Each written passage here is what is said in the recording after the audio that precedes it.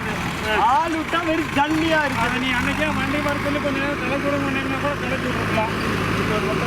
பெரிய வண்டி நல்லா வச்சு போதுமா பத்தாத பார்த்துக்கலாம். இன்னும்